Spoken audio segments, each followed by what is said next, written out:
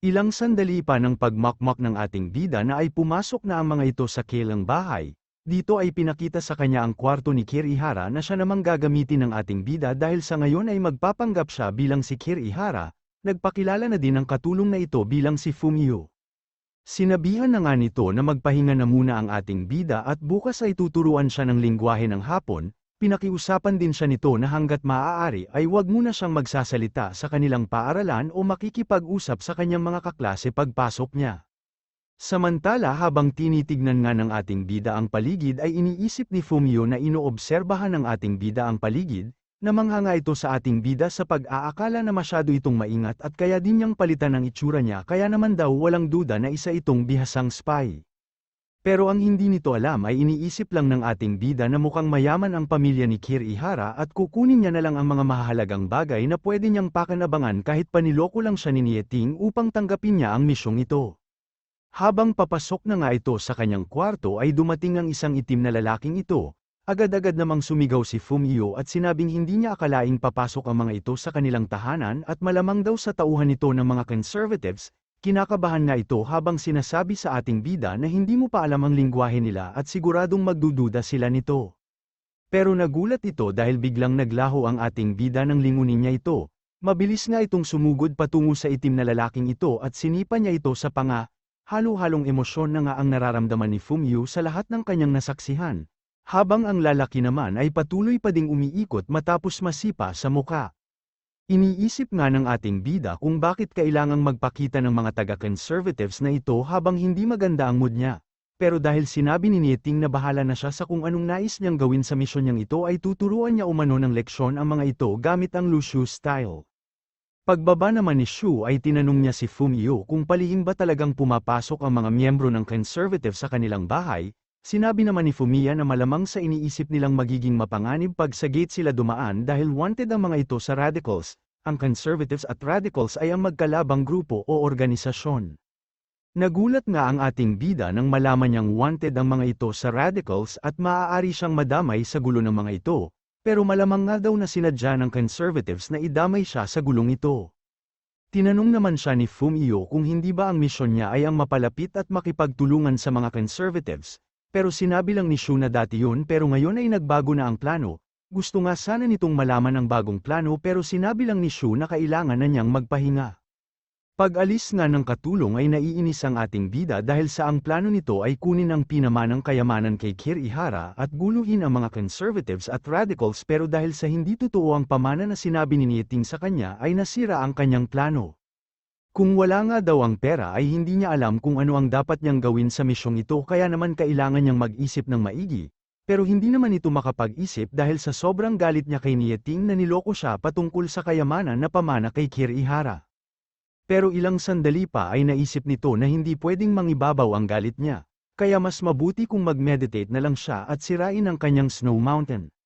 Kung inyong maaalala sa mga nakaraang part ng ating recap ay kailangang wasakin ni Shu ang kanyang Snow Mountain upang makapag-umpisa itong muli sa cultivation method na tinuro ni Master, dahil sa sobrang kalokohan kasi ng ating bida pati ang cultivation niya ay naging loko-loko na din. Habang nag-cultivate nga ito ay nahulma niya ang muka ni Nieting sa galit niya dito at unti-unti itong sinisira gamit ang spirit swords niya. Samantala sa isang bahay namang ito ay makikita ang isang babae at matandang lalaki habang naglalaro ng shogi, ay dumating ang lalaking itim na ito. Tinanong nga ng matandang lalaki kung kamusta ang lakad niya at kung bakit late na itong nakabalik, habang hawak nga ng kalbong ito ang kanyang pisngi ay sinabi niyang hinimatay siya matapos siyang sip-in sa muka ni Kirihara. Dagdag pa nito ay nagkamali sila ng pagkakakilala kay Kirihara dahil hindi ito mahina at sigurado siyang mas malakas pa ito sa kanya with negative points pa. Sinabi lang naman nito na inaasahan na nila ito pero saan daw kaya ito kumuha ng lakas ng loob upang labanan ang kalbo. Ang lalaking ito nga ay si Takuma Oda, isang conservative sa Kamisho. Sinabi nitong matapos mamatay ang mga magulang ni Kirihara ay normal lang na magbago ang pagkatao o pag-uugali niya. Pero mas maganda na din daw na pinapakita na nito ang kanyang lakas dahil masyado namang nakakabagot kung magiging normal na puppet lang nila ito. Inutasan naman niya si Yayoko na maging malapit kay Kirihara. Habang nakatingin ito kay Yayoko ay sigurado umano siyang madali lang mahuhulog ang loob ni Kirihara sa dalagang ito dahil sa dinanas ni Kirihara na matinding sakit mula sa pagkamatay ng kanyang mga magulang sa kamay ng mga radicals. Ang dalagang ito nga ay si Yayoko Sakurai nagsasabing gagawin niya ang lahat upang mapalapit siya kay Kirihara. Samantala pagsapit naman ng umaga ay makikita ang ating bida na mahimbing ang tulog habang nakatabo na sa kanya ang mga binabasa nito. Pero ilang sandali pa ay nagising ito at sinabing umaga na pala, nagbabasa lang naman ako matapos ng aking training . Ilang sandali pa ay seryoso ito nang makita niya ang nakasulat sa isang papel na sa kasalukuyan ay mayroong halos 10,000 radicals ang nasa kamisyo habang 100 conservatives lang naman ang kasalukuyang kasali sa kamisyo at nawawala pa ang isang B-rank ng conservatives. Nawawala na nga ito ng pag-asa upang makapag-isip ng bagong plano matapos niyang malaman na nawawala pa ang B-rank mula sa conservatives. Tumayo nga ito habang iniisip na walang magandang maidudulot sa kanya ang pakikipagtulungan sa conservatives, binati naman siya ni Fumio at sinabing handa na ang kanyang agahan, mabilis naman itong nagpasalamat sa serbisyo ni Fumio habang iniisip na maganda pala sa pakiramdam ang magkaroon ng katulong. Namangha nga ito matapos niyang makita ang mga pagkain na hinanda para sa kanya. Habang kumakain naman si Shu ay sinabi nitong ipinaghanda niya din ang ating bida ng benta upang baunin sa pagpasok niya. Pinaupo naman ito ni Shu at tinanong kung gaano nakatagal ito sa Japan at kung hindi ba nito nais bumalik sa kanilang bansa at mamuhay ng normal. Sinabi naman nito na mahigit 2 dekada na siya dito sa Japan at minsan naiisip niya daw bumalik sa kanilang bansa pero sanay na din naman daw siya sa bansang ito. At ang nais na lamang niya ay magampanan ang huling kahilingan ng kanyang ama. Iniisip naman ng ating bida na wala talagang katahimikan sa mundong ito at may mga tao na nakatadhana talaga para sa iba't ibang uri ng pasanin upang mabigyan ng mas magandang kinabukasan ang mga susunod na henerasyon. Kamangha-mangha nga daw ang mga taong ito pero hindi niya kaya ang mga pagsasakripisyo na ginagawa nila. Dahil ang nais niya lamang ay mabigyan ng magandang buhay at kinabukasan si Xiaoyu. Samantala sa Baker High School naman ay makikita ang mga estudyanteng na masayang nag-uusap, habang ang ating bida naman ay papasok sa isang classroom. Pagpasok nga niya dito ay napansin niyang kaunti lamang ang kaklase niya at hindi tulad sa kanilang bansa. Ilang sandali pa ay may mga kamay na nais abutin ang kanyang mga bag upang dikitan nito ng mga nakakatawang drawing. Masyado nga ang tawa ng mga ito habang tinuturo ang nakadikit sa kanyang bag, habang ang ating bida ay masyado daw isip bata ang style nila ng pangbubuli. Pero papalagpasin daw muna niya ang mga ito upang hindi sila magtaka sa biglaang pagbabago ng ugali ni Kirihara. Pagbaba nga ng kanyang bag ay kinuha ng babaeng ito ang dinaykit nila sa kanyang bag, sabay tinawag ang mga tarantadong nagdikit nito at tinanong kung bakit inuumpisahan na naman nilang pagtripan si Kirihara kahit nakakabalik lang nito sa kanilang klase. Mabilis namang lumapit ang lalaking ito habang nakahawak ito sa balikat ng babae ay tinawag niya itong Chiba. Sinabi pa nga ng lalaking ito na wala kang pakialam sa mga gusto naming gawin. Ano bang problema mo sa buong 2 taon tayong magkaklase lagi mo na lang tinutulungan at pinagtatanggol si Kirihara. Tinanggal naman niya ang kamay nito sa kanyang balikat at sinabing, hanggat makakaya ko at magkaklase kami ni Kirihara ay patuloy ko siyang tutulungan, sabay lapit nito sa ating bida upang kamustahin siya. Pero ilang sandali pa ay tinanong ng isang lalaking ito kung may gusto ba siya kay Kirihara kaya naman mabilis itong lumingon at mayroong hindi maipintang muka habang sinasabi na, tigilan niyo yung mga kalokohan ninyo kakamatay lang ng mga magulang ni Kirihara kaya magpakita naman kayo ng pagmamalasakit kahit konti. Iniisip naman ng inaantok pa nating bida na kahit introvert daw pala ay mayroon ding tagahanga pero wala naman daw siyang pakialam dito dahil wala naman itong kinalaman sa kanyang misyon at kailangan niya pa umanong matulog. Habang nakadukdok nga ito ay binalibag siya ng papel sa ulo at pinagtatawanan ng mga gago, nang gigigil na nga ito sa inis niya dahil ang gawain niya ay kasalukuyang ginagawa sa kanya pero kailangan niya umanong magtimpi. Makalipas nga ang ilang oras ay puno na ng nilukot na papel ang paligid ng kanyang upuan, di nga makapaniwala ang ating bida dahil buong umaga siyang binabalibag ng papel ng mga gago. Ilang sandali pa ang nakalipas ay hinampas ng lalaking ito ang kanyang mga kamay sa lamesa ng ating bida habang sinasabi na oras na ng tanghalian, ilabas mo na ang bento mo. Kinakalutkat naman na ng mga kasamahan nito ang kanyang bag at sinasabi na normal lang naman mag-share ng bento sa mga kaklase mo diba? Matapos nga nilang makuha ang bento ay binagsak na lang ang bag nito. Sinabi nga ng gagong ito na may naghahanda pa pala sayo ng masarap na pagkain matapos mamatay ng mga magulang mo mukhang mayaman talaga kayo. Tahimik at naiinis na nga ang ating bida habang pinapakinggan ang mga sinasabi ng gagawang ito, iniisip din ito na pinaghirapang gawin ni Fumyu ang bente na ito para sa kanya, kaya naman hinawakan niya ang kamay ng gagawang ito, habang pilit pa din itong nagtitimpi at pinapakiusapan ito na ibalik ang onigiri niya. Natahimik nga ang mga ito sa ginawa niya at ilang sandali pa ay, nagtawanan ang mga ito dahil ito umano ang unang beses na tumanggi si Kirihara na ipamahagi sa kanila ang kanyang bento. Sinabi pa nga ng isa sa mga loko na siguro epekto na ito ng pagkamatay ng kanyang mga magulang. Tinanong nga ng gagawang ito kung susuntukin ba sila ni Kirihara, pero bago pa man ito matapos sa kanyang tanong ay agad-agad ng damapo sa kanyang muka ang kamao ni Kirihara. Habang nasa ere nga ito ay napapatanong pa ito sa kung ano ang nangyari, nasalo naman ng ating bida ang lahat ng onigiri kasabay ng pagbagsak at pagtama ng gago sa dingding kaya natulala ang lahat ng kaklase niya. Habang hawak nga nila ang lokong sinuntok ng ating bida ay napapatanong ang mga ito sa kung ano ang nangyayari, habang ang ating bida naman ay hindi na nga nakapagtimpi kaya hinamon ng mga ito sa santukan, nagsimula nga ang rambulan ng mga ito kung saan lumilipad lahat ng pwedeng lumipad. Nakikipagtsismisan naman si Chiba sa labas ng mabilis na nagtungo sa kanya ang kaklase nilang ito, at sinabing nakikipag-away si Kirihara sa loob. Mabilis namang nagtungo si Chiba dahil sa pag-aalala niya dito habang sinisigaw ang pangalan ni Kirihara. Samantala habang nakaupo naman ang ating bida sa patong-patong na katawan ng mga Kool-Okoy ay sinabi nitong, dahil ba sa hindi ko pinapatulan ang pangbata ninyong trip kanina tingin nyo magagaling at matitikas na kayo. Kaya naman itong si Chiba ay di makapaniwala sa kanyang nakikita, dahil kung kanina ang bento ng ating bida ang kanilang kinukuha ngayon ay baliktad na at kinakain na nito ang bento nila.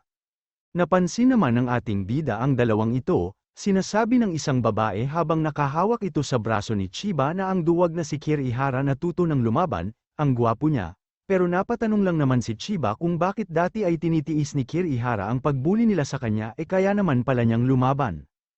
Iniisip lang naman ng ating bida na hindi lubos na kilala ni Chiba si Kirihara, ang dahilan nga daw ng lahat ng ito ay ang tatay ni Kirihara. Namuhay nga daw si Kirihara na may takot sa kanyang ama mula nang bata pa siya, at dahil madalas itong masaktan at mapagalitan habang tinuturuan siya sa pakikipaglaban ay pilit itong umiiwas sa anumang gulo. May malakas naman daw na abilidad si Kirihara sa pakikipaglaban pero ayaw nito sa gulo kaya mas pinili niyang hindi patulan ang mga nambuli sa kanya, kaya naman nang masali na siya sa mas malaking gulo ito nga ay ang alitan ng radicals at conservatives ay pinili nitong wakasan ang kanyang buhay. Pero mukhang magbabago na nga daw ang tingin ng lahat kay Kirihara ngayon dahil sa ginawa niya sa mga Kool-Okoy, at siguradong hindi daw inaasahan ni Nieting na masisira agad ang pagbabalat kayo niya. Tumayo nga ang ating bida at sinabing tama na muna ito ngayong araw, pero para maipakita daw ng mga ito na nagsisisi na sila ay kailangan nilang magsabi ng nakakalungkot na kwento sa ating bida, kaya naman napapaisip ang mga ito kung ano na naman ang gagawin nito sa kanila. Pagsapit nga ng hapon ay tila inaantok pa ito habang pauwi sa kanilang bahay, hindi naman na daw ito masama dahil mas maagang natatapos ang klase dito sa Japan kumpara sa bansa nila, pero joke lang daw pala at ang uniform nga ng mga babae ang sadyang kahanga-hanga sa bansang ito sabay boso sa nililipad na palda ng babaeng ito. Ilang sandali pa ay narinig ng ating bida ang usapan ng mga Kool-Okoy na ito patungkol sa labanang magaganap sa pagitan ng Kendo Club nila at isang female high school. Ang tinutukoy nga ng mga ito ay si Yayoko Sakurai na tinalo na umano ang mga Kendo Master sa iba't ibang paaralan, kaya naman naisip nito na hindi pa tungkol sa anime o J-pop ang mga napag-uusapan ng mga estudyante dito kundi Kendo. Habang naglalakad nga ang ating bida ay lumapit ang isang palda babae pala at binati siya nito, kaya naman agad napatingin ang ting bida at nakita nga niya si Yayoko at iniimbitahan siya nito upang panuorin ang magiging laban niya. At dahil sa nililipad niyang palda nakatingin ang ating bida ay tinanong nito kung siya ba ang tinutukoy ni Yayoko. Nagpakilala nga si Yayoko sa kanya at kinumpirma nito na siya nga ang kinakausap niya, sabay inaaya niya ang ating bida na panuorin ang laban niya, kaya naman nainggit ang mga lalaking ito kung bakit ang ating bida lang ang inimbitahan ni Yayoko at kung kursunada daw ba nito ang ating bida, na iniisip lang naman na ito daw pala ang Kendo Master na sinasabi nila at kaya nakatingin ang lahat sa kanya. Habang tinitignan naman ni Shu si Yayoko ay sinabi nitong, bakit ang isang C-rank ay sumasali sa kompetisyon ng Kendo ng mga pangkaraniwang tao, at iniisip kung tinatago ba nito ang kanyang pagkatao dahil ang Kamishu umano ay tinitipon o nire-recruit ang lahat ng cultivator sa kanilang bansa. Habang nakatitig nga si Ayoko sa kanya ay iniisip naman ng ating bida na hindi niya nakita ito maging ang kanyang pangalan sa mga listahan ng miyembro ng Radicals at Conservatives, kaya napapaisip ito kung sino daw ba talaga ang babaeng ito at bakit siya iniimbitahan na manood ng kanyang laban. Nagulat nga ang mga Kolokoy na ito nang tanungin ng ating bida kung bakit siya ang napili nitong imbitahan. Sinabi lang naman ni Ayoko na pakiramdam niya ay magaan ang loob niya sa ating bida kahit ngayon pa lang niya ito nakita. Naghihinagpis na nga ang mga ito dahil tila nagtatapat na daw agad ng pag-ibig itong si Ayoko kay Kirihara, at hindi umano nila matatanggap ito dahil ang babae na lubos nilang hinahangaan ay nagkakagusto sa basurang tulad ni Kirihara. Samantala iniisip naman ng ating bida na lumang estilo na umano ang pagtatapat ng kanyang nararamdaman upang mapalapit sa isang tao, at habang nakatingin na ito kay Ayoko ay sinabi niyang sinadya siyang lapitan ng babaeng ito at malamang sa mayroon itong masamang motibo. Ilang sandali pa nga ay sinabi ng ating bida na napapalapit lang siya sa mga tao pag nakikita niya ang isang partikular na bagay, kaya naman napatanong itong si Ayoko kung ano ang tinutukoy ng ating bida, at diretsahan nga nitong sinabi na pera, sabay sabing kung wala ka nang sasabihin ay aalis na ko habang naglalakad palayo. Habang palayo nga ang ating bida sa kanila ay iniisip nitong mas mainam pang umuwi at mag-training na lang. Malamang daw na si Ayoko ay gusto lang mapalapit sa kanya dahil sa kapangyarihan ng pamilya ni Kirihara o sekreto ng pamilya ni Kirihara pero nakakalungkot man daw ay wala na ang sekretong hinahanap nito. Habang si Ayoko nga ay tila naging statwa na sa kanyang pwesto, sinasabi naman ng mga lalaking ito na masyadong bastos ang ating bida dahil matapos niya itong i-reject ay bigla na lang siyang umalis. Dagdag pa nila ay si Ayoko na ang nag-imbita sa kanya pero parang wala lang ito sa ating bida.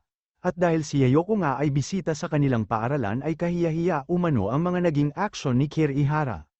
Samantala kinukwento naman ng tsismosang ito kung paano binugbog ni Kirihara ang 7 nilang kaklase ng sabay-sabay kaya naman hindi makapaniwala ang lalaking ito dahil sa pagkakaalam umano nito ay kahit sino pwedeng ebuli si Kirihara dahil hindi naman ito lumalaban, at tila nagbago na nga daw ang ugali nito. Nagulat naman si Ayoko sa narinig niyang pag-uusap nila at iniisip na mukhang totoo nga ang balita na nagbago ito matapos mamatay ang kanyang mga magulang, habang nakatingin nga ito kay Kirihara na hinabol naman ni Chiba ay iniisip din ni Ayoko kung ang pagbabago ba ng ugali ni Kirihara ay makakabuti para sa conservatives. Habang naglalakad nga ang mga ito ay tinanong ng ating bida kung hindi ba manunood ng laban si Chiba. Pero sinabi lang nito na mas mainam pang sumabay ako sayo sa pag-uwi total hindi naman ako awaken kaya hindi ako interesado sa ganung bagay na sinang-ayunan naman ng ating bida at sinabing iba na talaga ang impact ng cultivation ngayon. Kaya sinabi nitong nagbago ka na nga talaga dahil dati hindi mo naman binabanggit ang mga ganitong bagay. Napakamot na nga lang sa ulo ang ating bida habang iniisip na hindi talaga niya magaya ng lubos ang karakter ni Kirihara dahil nabibisto siya ng mga taong malapit kay Kirihara kaya sinasabi nilang nagbago na ito. Nagbago man daw ito ay masaya naman itong si Chiba dahil kaya na niyang lumaban sa mga nambuli sa kanya at sinabi pa nitong ipagpatuloy mo lang yan habang nililipad ang kanyang palda. Sa pagtakbo nga ni Chiba palayo sa kanya ay napakamot ang ating bida sa kanyang nakikita at nilabasan na nga ito ng malaking pawis sa ulo habang iniisip na masisira ang misyon niya nang dahil sa palda ng mga dalaga dito. Habang patuloy nga itong tumitingin kay Chiba na nakuha pang umikot para maslip aidin ang kanyang palda ay iniisip ng ating bida kung ano kaya ang mararamdaman ng babaeng ito pag nalaman niya na nagpakamatay o patay na ang tunay na Kirihara. Sa pag-uwi nga nito ay agad tinanong ni Fumio kung kinuha ba ulit ng mga kaklase niya ang kanyang bento, kaya naisip ng ating bida na alam niya ang lahat ng tungkol kay Kirihara. Pero sinabi nitong hindi nila kinuha ang bento niya, bagkus ay siya ang kumuha sa bento ng mga kaklase niya pero hindi daw masarap ang mga ito tulad ng luto ni Fumio, na napapaisip naman kung hindi ba dapat ipagpatuloy at hayaan niya lang ang lahat tulad ng dati, mukhang gusto na daw baguhin ng ating bida ang karakter ni Kirihara. Pag-abot niya ng bag niya kay Fumio ay tinanong nito kung ayos lang ba kahit manibago ang lahat sa kanya. Pero sinabi lang naman ng ating bida na walang problema dun sabay sabing hayaan mong ako ang magluto ngayong gabi nang makatikim ka naman ng ibang putahe. Nagpasalamat nga ito sa ating bida dahil matagal na daw niyang namimiss ang lasa ng pagkain sa kanilang bansa. Mabilis namang umalis si Shu upang bumili ng mga sangkap, habang patungo nga ito sa palengke ay iniisip niyang namimiss ni Fumio ang kanilang bansa pero pinili nitong manatili sa ibang bansa. Hindi makapaniwala ang ating bida na may mga ganitong tao daw pala na lubos-lubos ang paniniwala sa layunin at misyon ng Dragnet habang may nakasilip na kalbo sa poste na agad namang napansin ng ating bida. Pagtingin nga niya dito ay nagpapanggap itong may kausap sa cellphone upang hindi mabisto, kaya napapaisip ang ating bida sa kung anong nais gawin ng conservative sa 100 katao na miyembro nito. Patungo nga ang ating bida sa kalbong ito na kunwari pa ding may kausap at iniisip na napansin siya ng ating bida kaya kailangan niyang makaalis upang hindi na siya magulpi ulit. Ilang sandali pa ang nakalipas ay patuloy pa ding sinusundan ng ating bida ang kalbong ito, baliktad na nga ang pangyayari dahil kanina si kalbo ang palihim na sumusunod sa ating bida, ngayon naman ay siya ang lantarang sumusunod dito, dahilan upang kabahan nitong si kalbo. Kinilabutan nga ito nang maramdaman niya ang aura ng ating bida mula sa pagtitig nito sa kanya. Iniisip na din itong si kalbo kung tatamaan na naman ba siya sa ating bida, dahil ang pagkakaalam niya umano ay isang mahina at duwag lang ito na laging nabubuli ng kanyang mga kaklase, dagdag pa nito ay tila ibang tao na nga daw ito sa dating Kirihara na nakita niya. Kaya naman lumuhad ito sa kalsada at sumisigaw na pakiusap, "Wag mo akong bugbugin." Napapaisip nga ang mga tao sa paligid nang makita ang ginagawa ng kalbo. Dahil wala namang tao sa harapan nito, napaisip nga si kalbo kung nasaan na si Kirihara na kanina pa nakasunod sa kanya with negative emotion dahil tila genag-agaw daw siya nito. Samantala kasalukuyan naman nagwawala ang ating bida sa harap ng tinderang ito dahil wala ang mga sangkap na nais niyang bilhin, kaya pag-uwi niya ay nagulat si Fumio sa bubad nito habang sinasabi na hindi ko maluluto ang gusto kong lutuin ngayong araw. Mabilis namang sinabi ni Fumio na wala kang nabiling sangkap, no? Huwag kang mag-alala, meron ako ng lahat ng sangkap na hinahanap mo. Kaya naisip ng ating bida na masyado umanong sadista itong si Fumio dahil hindi man lang sinabi sa kanya na mayroon sila ng mga sangkap na kailangan niya. Bigla namang nagulat ang mga ito nang may tumatawag sa kanilang bahay, at paglabas nila ay nakita nila si Yayoko. Humingi nga ito ng paumanhin sa biglaan niyang pagpunta sa kanila, sabay sinabing malaki ang respeto niya sa kendo technique ng pamilya ni Kirihara. Sinabi din nito na gusto niya sanang bisitahin ang master sa tahanang ito upang malaman kung pwede ba siyang maging disipulo ng pamilya nila Kirihara.